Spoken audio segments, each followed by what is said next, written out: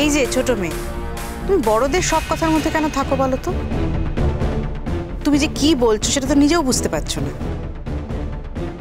আমি সবটাই বুঝতে পারছি আন্টি, আর আমাকে তুমি যতটা ছোট ভাবছো আমি ঠিক ততটা ছোট নই। মা, তোমার কাছে না আমার একটা রিকোয়েস্ট রইল, এবার থেকে তুমি প্লিজ বাবাকে খাবার বিষয়ে কিছু বলবে না। বাবা তো একজন অ্যাডাল্ট, বাবা নিজের ভালোটা বুঝতে পারছে যখন, তাহলে বাকিটা বাবাই বুঝে নি।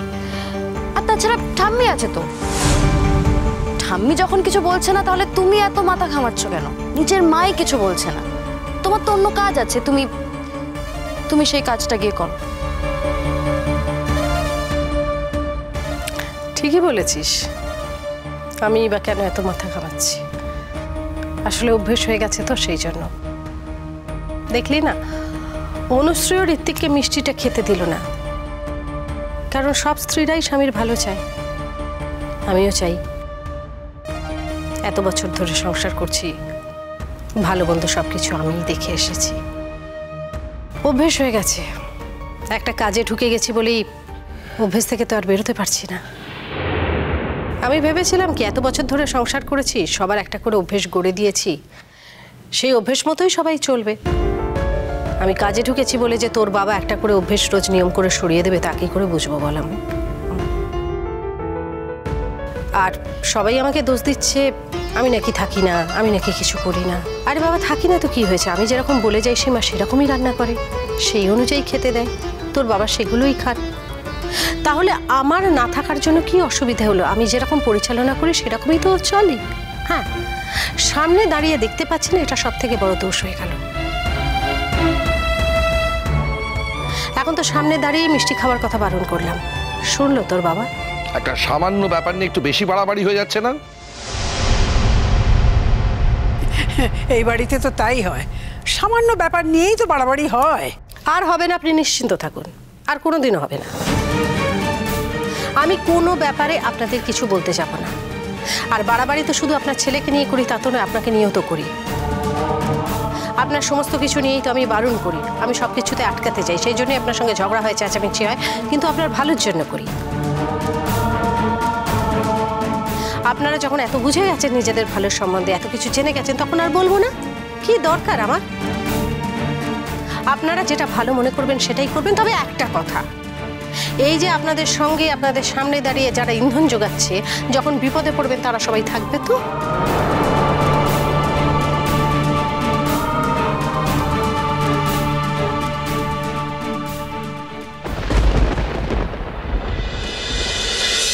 এসো এসো, বসো বসো। Thank you. মা। হ্যাঁ রো, কি বাবা, হঠাৎ আমাদের কথা মনে পড়লো? বসো। Thank you aunty. মানে রূপ ফোন করেছিল ওর শরীর খারাপ বলে, তাই দেখা করতে এলাম। রূপের শরীর খারাপ নিয়ে তাহলে তোমাদের মাথা ব্যথা আছে? না মানে তোমার বোন যা করছে, যা করলো, শেষ পর্যন্ত লজ্জা রাখার জায়গা নেই। দেখুন আন্টি, আমি এইসব নিয়ে কথা বলতে আসিনি। আর যদি সেই কথাই বলেন, লজ্জা তো উভয় পক্ষেরই হওয়া উচিত। এ কথা কেন বললে তুমি? আমি যা শুনেছি তার ভিত্তিতেই বলেছি, নিশ্চয়ই কিছু ভুল শুনিনি। এসব কথা থাক। দেখো টিটোদা, আমার মায়ের একটা পাস্ট আছে, যেটা আমি জানতাম না, আমার বাবা সেটাকে অ্যাকসেপ্ট করেছে। এখন দেখো, বাবা আমার ভেতরকার ব্যাপার, আমি তো কিছু করতে পারবো না, আর আমার কাছে কিছু করার মতোও ছিল না।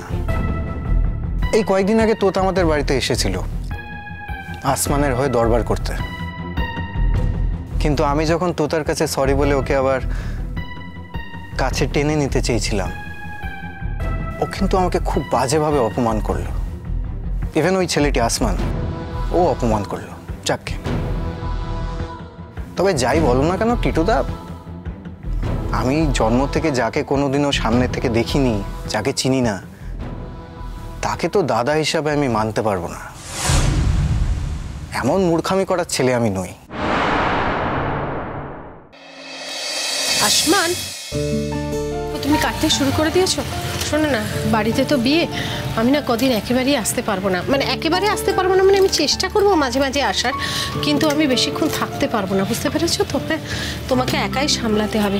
আরেকটা কথা বারপা, আমি না এই বিয়েতে তোমাকে নিমন্ত্রণ করতে পারছি না, তুমি কিন্তু কিছু মনে করো না। হ্যাঁ, আমি রোজ আসবো, এসে তোমাকে দেখিয়ে দিয়ে যাব, কিন্তু সময় দিতে পারবো না। এই বিয়েটা আমি উতরে দেবো, চিন্তা করবেন না। তোতা আসবে, তোতা এসে তোমাকে ঠিক ঠিক হেল্প করবে। আমি একটা কথা বলি, মানে আমি একাই ঠিক আছি। দেখুন, তোতা তো খুব একটা হেল্পফুল না, ও এখানে এসে সেরকম কাজ ফাজ কিছু করে না। মা, এই কদিনে কি আমি কিছুই কাজ করিনি? না, দেখ আবার ঝগড়া করিস না। এখানে ঝগড়ার কোনো বিষয় নেই। মানে আমি আমার তরফ থেকে বলছি, আমি একা থাকলে নিজের মতো কাজটা গুছিয়ে নিতে পারি, বুঝতে পেরেছেন? আর ওর দাদার বিয়ে, বোন হিসেবে তো থাকার কথা না বিয়ে বাড়িতে। রান্নার মাসি এসে গেছে এখানে, আমরা দুজন মিলে ঠিক সামলে নেবো, তো তার আসার কোনো দরকার নেই। আচ্ছা মা, বলছিলাম যে এই হোটেলটা তো আমাদেরও না, অন্য কারোর তো অধিকার নেই বলার যে আমি আসবো কি আসবো না। বাহ, এই কথাটাই শোনা বাকি ছিল। দেখুন, এটা সত্যি কথা যে এটা আপনাদের হোটেল, এখানে আমার কোনো ওনারশিপ নেই। আপনি আমাকে রিকোয়েস্ট করেছিলেন, তাই আমি এখানে এসে কাজপত্র দেখতাম। কারণ সত্যিই তো আমার জীবনে আপনার একটা বড় অবদান আছে। আপনার মেয়ে যখন বলছে যে ও এই পুরো হোটেলটার দায়িত্ব একা নিতে পারবে, তাহলে আমার সত্যি আসার কোনো দরকার নেই। আর আমি এবার আপনার কাছ থেকে ছুটি চাইছি। কি হয়েছে বাবা, কেন এরকম ব্যবহার করছো বলো? এত মেজাজ দেখাচ্ছ কেন? আর মেয়েটাকে না এরকম করে বলো না, মেয়েটা দিন দিন খাওয়া দাওয়া বন্ধ করে দিচ্ছে, এবার তো অসুস্থ হয়ে পড়বে। বলো শোনো, এর মধ্যে অনেক ব্যাপার আছে। আন্টি, আমি আর ব্যাপারটা শুনতে চাই না, মানে ব্যাপারটা আপনাদের মধ্যেই থাক, আমি এই জন্য তো আসিনি। দেখুন আন্টি, আমিও চাই আমার একমাত্র বোন তার ভালো বিয়ে হোক, ভালো জায়গায় থাকুক। এই যে ও আসমানের সঙ্গে মেলামেশা করছে, এই খবর আমার কাছে আছে, এটা আমি, আমার বাবা, আমরা কেউই কিন্তু পছন্দ করছি না। কিন্তু তোমার মা তো উস্কে দিচ্ছে। আমার মা খুব সহজ সরল মানুষ, মা যে ঠিক উস্কে দিচ্ছে তা কিন্তু নয়। তুমি হয়তো কথাটা স্বীকার করতে পারছো না, কিন্তু একটু ভেবে দেখো, আমি যখন বিদেশে থাকতাম তখন তো কাকিমার সঙ্গে আমার কথা হতো, ভিডিও কলে কথা হতো। উনি অনেক রকমভাবে আমাকে ইনভাইটও করেছেন, আর সেই কাকিমাই একবারের জন্য আমার কথা ভাবলেনও না। একজন অল্প বয়স্ক ছেলে একদিনের জন্য একটা ভুল করে ফেলেছে, আর সেটা তো আমি মেনেছি। উনি তো আমাকে ক্ষমাটা করতেই পারতেন, করলেন না। উনি আসমানকে ক্ষমা করলেন, নিজের পাড়ায় আসমানের জন্য একটা হোটেল খুলে দিলেন। তা আপনার মেয়ে খাওয়া দাওয়া বন্ধ করে দিচ্ছে, আমাকে বলছেন কেন? আপনি তাকে শাসন করুন, সেখানে দাঁড়িয়ে করুণা দেখানোর তো কোনো মানে হয় না। আপনার মেয়ে এত বছর ধরে একটা ছেলের সঙ্গে প্রেম করেছে, সেই প্রেমটা রিসেন্টলি ভেঙেছে, আর ভাঙার কদিনের মধ্যেই আর একটা ছেলের প্রতি আগ্রহ দেখাচ্ছে। Asman, you are crossing your limit. No, I am not crossing my limits Tota, you are crossing your limits. আমি এখন চাই না তুমি কেন গায়ে পড়ে আমার সঙ্গে কথা বলতে আসো। কি বললে তুমি? আসমান, এটা হোটেল, এটা পাবলিক প্লেস, এখানে এইভাবে কথা বলো না।